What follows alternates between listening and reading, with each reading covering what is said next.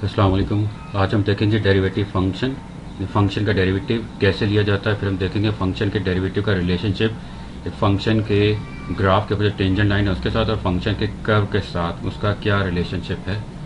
और फिर हम देखेंगे डेरिवेटिव की इंटरप्रिटेशन। सबसे पहले तो डेरिवेटिव फंक्शन देखते हैं। Let y equal f of x be a function and let x nought belongs to domain f, यानी कि एक्स नॉट फंक्शन के एक्स नॉट पॉइंट के ऊपर फंक्शन डिफाइंड है। देन ये एक लिमिट स्टेटमेंट है। Limit x approaches to x nought f of x minus f of x nought upon x minus x nought is called derivative of f of x with respect to x at x nought provided the limit exist. ठीक है, ये limit अगर exist करेगी तो इसको हम क्या कहेंगे कि ये फंक्शन का डेरिवेटिव, फंक्शन एफ का डेरिवेटिव है with respect to x at a particular point x not.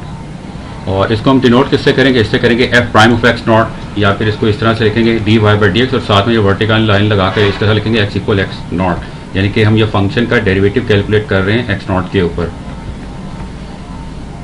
हम अपनी आसानी के लिए लिखते हैं x minus x nought equal h, then x equal x nought plus h. X minus x nought equal h ये हमारे पास कैसे आ रहा है, ये हमारे पास अगर फंक्शन है और इसमें कहीं पर अगर हमारे पास एक पॉइंट है, यहाँ पे लेट सपोज एक्स नॉट है जिसके ऊपर हमने डेरिवेटिव कैलकुलेट करना, और आगे चल के कहीं पे यहाँ पे एक्स है, एक वेरिएबल पॉइंट एक्स है, तो इनके दरमियान में जो डिफरेंस है इसको हम ले रहे हैं एच। तो एक्स माइनस एक्स नॉट आ जाएगा, एच के इक्वल आ जाएगा, जो कि हमने यहाँ पे लिखा है, और इसको हम जब अरेंज करके लिखेंगे तो आ जाएगा x equal x nought plus H. तो ये हम यहाँ पे सब्स्टिट्यूशन करेंगे इसके अंदर। ये सारा काम हम क्यों करें, सिर्फ इसलिए करें कि इससे हमारी अक्सर औकात डेरिवेटिव फाइंड की जो कंप्यूटेशन है, डेरिवेटिव फाइंड करने के लिए कंप्यूटेशन है वो आसान हो जाती है। तो हम पुट करेंगे x equal x nought plus H, तो इस एक्स की जगह पे आ जाएगा एक्स नॉट प्लस एच, ये आ गया हमारे पास एफ ऑफ एक्स नॉट, ये ऐसे ही रहेगा, और ये एक्स माइनस एक्स नॉट लिखा है इसकी जगह पे ये एच आ जाएगा। अब जब हमने ये फॉर्मूला लिखा था डेरिवेटिव का, डेरिवेटिव फंक्शन का, तो यहाँ पर हमने लिमिट लिखी थी x approaches to x nought, क्योंकि हमारा वेरिएबल एक्स था, हमारा वेरिएबल एक्स था, लेकिन अब हमारा वेरिएबल एक्स नहीं है बल्कि हमारा वेरिएबल एच है, तो ये लिमिट भी चेंज होगी। और लिमिट कैसे चेंज होगी, लिमिट हम लिखेंगे यहाँ पे h approaches to h nought, h approaches h nought. अब ये कैसे है, ये इस तरह से है, अगर एक्स अप्रोच करेगा एक्स नॉट को, if x approaches to x nought, ठीक है, इसका मतलब क्या होगा कि एक्स और एक्स नॉट एक दूसरे के बहुत करीब हैं, यानी इन दोनों के दरमियान में डिफरेंस है वो जीरो को अप्रोच करे, तो ये जो डिफरेंस है दोनों के दरमियान में यानी कि एच, ये जीरो को अप्रोच करेगा। तो लिहाजा हम ये जो लिमिट है इसको चेंज कर देंगे और इसकी जगह पर हम ये लिख देंगे limit h approaches to h nought. यहाँ पे हमने सब्स्क्रिप्ट यूज किया ना एक्स नॉट, ये असल में डेरिवेटिव है फंक्शन का किसी एक पर्टिकुलर पॉइंट एक्स नॉट पे। ये जो हमने एक्स नॉट से यहाँ से नॉट ओमिट किया है, ये हमारे पास क्या बता रहा है कि फंक्शन का डेरिवेटिव है किसी एक पर्टिकुलर पॉइंट एक्स नॉट के ऊपर। वही usually omit subscript of x nought, ठीक है, एक्स नॉट के नीचे जो ये सब्स्क्रिप्ट है नॉट, ये हम ओमिट कर देते हैं, हम नहीं लिखते, और ये फंक्शन का फॉर्मूला हमारे पास ये आ जाता है। और ये क्या है, फंक्शन का फॉर्मूला है, फंक्शन के डेरिवेटिव का फॉर्मूला है eight any point x, eight any point x, ये था एट अ पर्टिकुलर पॉइंट, और जबकि ये फॉर्मूला है हमारा at any point x for which this limit statement is established. ठीक है, calculating derivative by this method is called first principle और एब इनिशियो मेथड। दो नाम है इसको फर्स्ट प्रिंसिपल मेथड भी कहते हैं या फिर इसको हम एब इनिशियो मेथड भी कहते हैं। अब इस तरीके से हम कुछ फंक्शन के डेरिवेटिव्स कैलकुलेट करके देखते हैं। सबसे पहले y इक्वल सी, सी एक कांस्टेंट है, सी एक कांस्टेंट है, इक्वल एफ ऑफ एक्स, ये हमारा फंक्शन है। अब इसका डेरिवेटिव कैलकुलेट करना है। पहले तो ये डेरिवेटिव फंक्शन का फॉर्मूला हमने लिख दिया, f prime of x equal limit h approaches to zero f of x plus h minus f of x divided by, जैसे वही फॉर्मूला जो ऊपर हमने लिखा था। अब इसमें हम वैल्यूज पुट करते हैं, लिमिट तो ऐसे ही रहेगी। अब F of x plus H का मतलब क्या है कि फंक्शन में जहां जहां एक्स है वहां पे एक्स प्लस एच पुट कर दें। अब हमारा फंक्शन तो ये है सी, इसमें एक्स तो कहीं पे है ही नहीं, एक्स तो कहीं पे है नहीं, इसका मतलब सी हमारा सी ही रहेगा। इसी तरह एफ ऑफ एक्स है तो यहाँ पे हमारे पास क्या आ जाएगा, वो भी सी आ जाएगा, एफ ऑफ एक्स सी ही के इक्वल है तो सी आ जाएगा डिवाइडेड बाय एच, तो सी माइनस सी जीरो आ जाएगा, zero divided by H zero आ जाएगा, और जीरो के ऊपर लिमिट अप्लाई करेंगे एच अप्रोचेस टू जीरो तो जीरो आ जाएगा। ठीक है, so derivative of a constant is always zero. Constant हमारा कुछ भी हो, 0 1 2 3 -7 -2.3 कुछ भी हो, उसका डेरिवेटिव हमेशा जीरो आएगा। ये आगे चल के अभी हम देखेंगे कि किसी फंक्शन का डेरिवेटिव असल में हमें क्या बता रहा होता है। जैसे इस कांस्टेंट फंक्शन का डेरिवेटिव का जीरो आ रहा है तो इसका क्या मतलब है, इसका इंटरप्रिटेशन अभी हम थोड़ी देर में देखेंगे। एग्जाम्पल 2 देखते हैं, f of x equal x, इसका अब हमें डेरिवेटिव कैलकुलेट करना है। तो पहले तो हमने ये डेरिवेटिव फंक्शन का फॉर्मूला लिख दिया, बिल्कुल जैसे अभी हमने ऊपर लिखा था फॉर्मूला लिखा है। उसके बाद F of x plus H का मतलब है फंक्शन में जहां पे एक्स है वहां पे एक्स प्लस एच लिखते हैं, तो ये एक्स है हमारे पास, इसकी जगह पे आ जाएगा एक्स प्लस एच, तो ये बन गया x plus h. Minus f of x, तो ये है एक्स, ये हमने लिख दिया यहाँ पे। फिर एक्स और माइनस एक्स ये कैंसिल हो जाएंगे, एच अपॉन एच रह जाएगा, एच और एच कैंसिल हो जाएंगे, बाकी हमारे पास रह जाएगा कांस्टेंट 1, और 1 के ऊपर हम कांस्टेंट के ऊपर लिमिट अप्लाई करें कुछ भी तो वही सेम वही रिजल्ट आ जाता है, तो 1 आ जाएगा। लिहाजा एफ प्राइम ऑफ एक्स हमारे पास 1 आ गया, यानी एक्स का derivative with respect to x 1 आ गया हमारे पास। एक और देखते हैं, f of x equal x square. पहले हमने ये फार्मूला लिख दिया डेरिवेटिव फंक्शन का, उसके बाद F of x plus H, यानी कि एक्स की जगह पे एक्स प्लस एच आ जाएगा, यहाँ पे इस एक्स की जगह पे आके जो आ जाएगा एक्स प्लस एच, ये आ गया, और ऊपर जो स्क्वायर था ये वैसे के वैसे ही आ गया, तो आ गया हमारे पास X plus H whole square. उसके बाद हमें क्या करना है, इसको एक्सपैंड करना है। पहले तो ये एक्स स्क्वायर कैसे आएगा, ये एफ ऑफ एक्स है, एफ ऑफ एक्स हमारा एक्स स्क्वायर है, तो यहाँ पे एक्स स्क्वायर आ जाएगा, x plus H whole square, इसको एक्सपैंड करेंगे ये आ जाएगा माइनस एक्स स्क्वायर, ये हमारे पास ऐसे ही रहेगा, ठीक है। उसके बाद ये एक्स स्क्वायर और माइनस एक्स स्क्वायर ये हो जाएगा कैंसिल, बाकी ये 2 टर्म बचेंगी, और इन 2 टर्म्स के अंदर देखें एच कॉमन आ रहा है, तो हमने एच कॉमन ले लिया, बाकी आएगा 2x प्लस एच, फिर ये एच और ये एच ये हो जाएंगे कैंसिल आउट, और बाकी बचेगा 2x प्लस एच, वो हमने यहाँ पे लिख दिया। अब ये इसके ऊपर हम लिमिट अप्लाई करेंगे, ये हमारे पास एक पॉलिनोमियल है, याद रखिएगा पॉलिनोमियल इन x नहीं कंसीडर करेंगे इसको पॉलिनोमियल इन h कंसीडर करेंगे, क्योंकि ये पॉलिनोमियल, क्योंकि हमारी लिमिट h है, वेरिएबल h है हमारा, लिहाजा इसको हम पॉलिनोमियल इन h कंसीडर करेंगे। पॉलिनोमियल इसके ऊपर लिमिट अप्लाई कर दें, h ऊपर 0, h की जगह पे 0 आ जाएगा, तो ये 0 हो जाएगा, बाकी रह जाएगा 2x, तो x स्क्वायर का डेरिवेटिव आ जाएगा 2x। इसका ये फंक्शन है हमारे पास F of x equal X cube, ये बिल्कुल ऐसे ही इवेल्युएट होगा जैसे अभी हमने एक्स स्क्वायर का डेरिवेटिव इवेल्युएट किया, यहाँ पे X plus H whole cube आएगा, इसके ऊपर आप फार्मूला अप्लाई करें, यहाँ पे भी फर्स्ट टर्म और लास्ट टर्म ये कैंसिल आउट हो जाएगी, और फिर जो बाकी 3 टर्म बचेगी यहाँ से एच कॉमन आ जाएगा, तो एच कॉमन लेके यहाँ पे कैंसिल आउट करते हैं, लिमिट अप्लाई करते हैं, तो सेम उसी तरीके से है, ये आपको कर लेंगे खुद। अब ये जनरल फार्मूला है f of x equal x to the power n where n is a positive integer. हमने n1 के लिए रिजल्ट प्रूव कर दिया, n2 के लिए भी देख लिया, प्रूफ नहीं इनफैक्ट हमने इवेल्युएट किया है, n इक्वल 1 के लिए किया है, 2 के लिए किया है, 3 के लिए भी किया है। अब हम जनरल कर रहे हैं n के लिए, कैसे करेंगे, पहले तो ये फॉर्मूला आ गया हमारे पास, ठीक है, डेरिवेटिव फंक्शन का फॉर्मूला आ गया, और उसके बाद हमने क्या करना है, f of x plus h minus f of x, numerator ये हमारा, तो F of x plus H की जगह पे क्या आएगा, यहाँ पे जहाँ जहाँ एक्स है वहाँ पे एक्स प्लस एच आ जाएगा, तो ये बन जाएगा x plus H whole to the power n, ये आ जाएगा x plus H whole to the power n minus f of x, और एफ ऑफ एक्स की जगह पे आ जाएगा x to the power n divided by h, यहाँ पर ये आएगा डिवाइडेड बाई एच, ये आएगा डिवाइडेड बाई एच। फिर हमने क्या करना है, इसके ऊपर बाइनोमियल एक्सपेंशन अप्लाई करनी है, इसके ऊपर बाइनोमियल एक्सपेंशन अप्लाई करनी है, ये टर्म तो ऐसे ही आ गई, इसके ऊपर हमने बाइनोमियल एक्सपेंशन अप्लाई करनी है। बाइनोमियल एक्सपेंशन हम कैसे अप्लाई करते हैं, हमारे पास अगर पावर n है तो टोटल हमारे पास यहाँ पे n+1 टर्म्स आएंगी, पावर n है तो n+1 टर्म्स आएंगी, और हर टर्म के अंदर प्रोडक्ट होगा x और h का, जैसे यहाँ देखें xh, ये आ रहा है xh, ये आ रहा है xh, हर एक टर्म के अंदर प्रोडक्ट आएगा xh का, और हर टर्म में x और h की कुछ ना कुछ पावर्स होंगी। पावर्स कैसे होंगी, सबसे पहली टर्म में x की पावर n आएगी,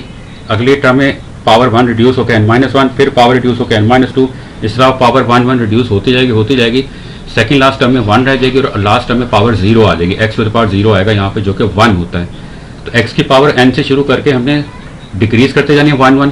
और इसके बाद जो सेकंड टर्म है h, इसकी पावर सबसे पहली टर्म में हमने लेनी है 0, h टू द पावर 0 जो कि 1 आता है, फिर पावर 1 इंक्रीज करते जाएंगे, पावर 1, पावर 2, और चलते चले जाएंगे, आखिरी टर्म में पावर इसकी n आ जाएगी, आखिरी टर्म में पावर n आ जाएगी। तो हर एक टर्म की डिग्री n है, जैसे यहाँ देखें टर्म की डिग्री n है, यहाँ पे टर्म की डिग्री क्या है, डिग्री चेक करने के लिए हम x की पावर और h की पावर को ऐड करेंगे, n-1 और इसकी पावर 1+1 ऐड करेंगे तो n आ जाएगा। इसी तरह यहाँ पे इन दोनों पावर्स को ऐड करें तो फिर हमारे पास n आ जाएगा, तो हर टर्म की डिग्री n है।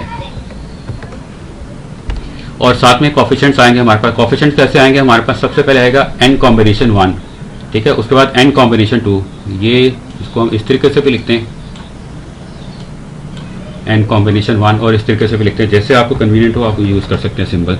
उसके बाद ये आएगा n-2, n-3 चलता चला जाएगा, और आखिरी टर्म में आएगा n कॉम्बिनेशन 2, और आखिरी टर्म में आएगा n combination n combination n 1 होता है जो हमने यहाँ पे लिखा नहीं, अब लिखना चाहे तो साथ लिख पे लें। इसी तरह बिल्कुल शुरू में n कॉम्बिनेशन 0 आता है, n कॉम्बिनेशन 0 वो भी 1 होता है, तो वो हमने यहाँ पे लिखा नहीं है, अगर लिखना चाहे तो आप साथ में लिख पे लें। फिर हमने क्या किया, ये h है इसको हमने साइड पे ज़रा कर लिया,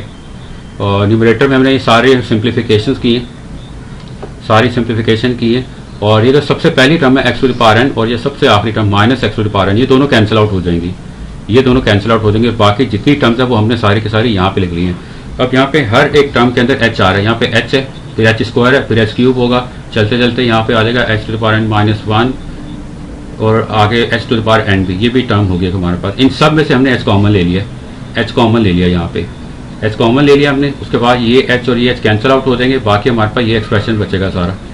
अब इसमें हम लिमिट अप्लाई कर देते हैं एच अप्रोचेस टू 0। इसमें तो एच है नहीं, तो ये टर्म तो एज इट इज आ जाएगी। इसमें एच 0 है तो ये टर्म 0 हो जाएगी। अगली टर्म में एच स्क्वायर आएगा, वो टर्म भी 0 हो जाएगी। इसी तरह हर टर्म के अंदर एच मौजूद है तो हर एक टर्म 0 हो जाएगी सिवाय एक इस टर्म के। तो ये टर्म हमने यहाँ पे लिख दी है n combination 1 x to the power n minus 1, और n कॉम्बिनेशन 1 होता है n के इक्वल, तो n x to the power n minus 1 ये आ जाएगा डेरिवेटिव इसका x to the power n का। x to the power n का derivative with respect to x क्या है, n x to the power n minus 1। बहुत आसान है, फॉर्मूले को याद रखना कि जो भी पावर है वो शुरू में आ जाएगी और जितनी पावर है उसमें से एक कम हो जाएगा, तो ये डेरिवेटिव बन जाएगा। ये फार्मूला हमने ड्राइव किया है पॉजिटिव इंटीजर्स के, लेकिन अगर ये पॉजिटिव इंटीजर्स ना हो बल्कि नेगेटिव इंटीजर्स हो, इवन अगर इंटीजर्स ना हो, कोई सा अगर रियल नंबर हो तो उसके लिए भी यही फार्मूला है। आगे एग्जाम्पल 6 है, if x is not 0 then formula derived in example 5, यानी ऊपर वाली example holds for all real numbers, तमाम रियल नंबर्स के लिए फार्मूला होल्ड करेगा। और इसको आप लोगों ने खुद करना है, और करना आपने कैसे है,